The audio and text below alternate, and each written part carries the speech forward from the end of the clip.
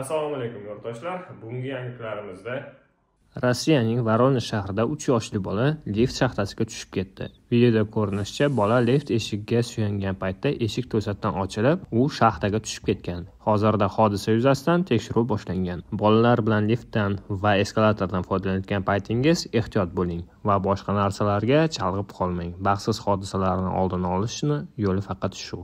Ogohlik zamon talabi. Tulada soxta hujjatlarni yasagan ikki o'zbekistonlik qo'lga tushdi. Tula viloyati prokuraturasi 37 va 35 yoshli 2 nafar O'zbekiston fuqarosiga qarshi jinoyat ishi bo'yicha tergov yakunladi. Ular soxta hujjatlar yordamida Rossiyada chet elliklarning noqonuniy qolishini tashkil qilishda ayblanmoqda. Tergov ma'lumotlariga ko'ra, 2025-yilning yozida sudlanuvchilar jinoiy sxema tuzgan. Ular ish ruxsatnomasini olishni istagan, ammo rus tili va Rossiya qonunlarini bilishni tasdiqlovchi zarur sertifikatlari bo'lmagan 15 nafar migrantlarni topishgan. Qoidalarni chetlab o'tish uchun hujjatlarni soxtalashtirishgan. Noqonuniy faoliyati uchun Tula viloyati FSB boshqarmasi tomonidan tekshirilib, ularni qo'lga olishgan. Politsiya Sankt-Peterburgdagi migratsiya bo'limi oldida keng ko'lamli tekshiruv o'tkazdi.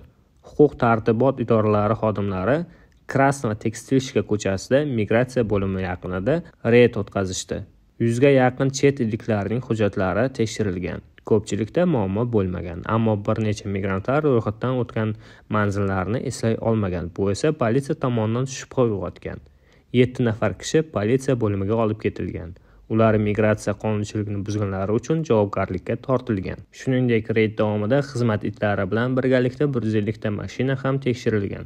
Bu reydlar hali beri tugamaydi. Yurtdoshlarimizdan qonuniy yurishlarini so'rab qolamiz.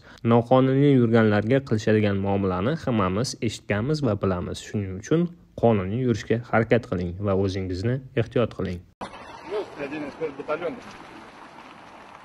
Привозите? Колющее, режущее? Нет? Можете проверить.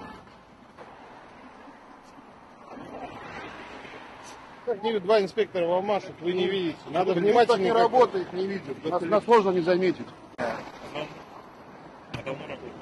5 лет. Понятно?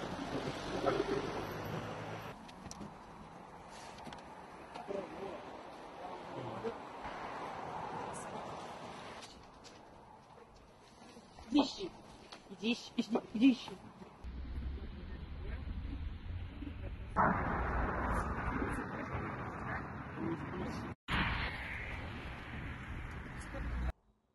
bizga obuna bo'lish esingizdan chiqmasin va shunda siz kerakli va yangi ma'lumotlarni o'tkazib yubormaysiz.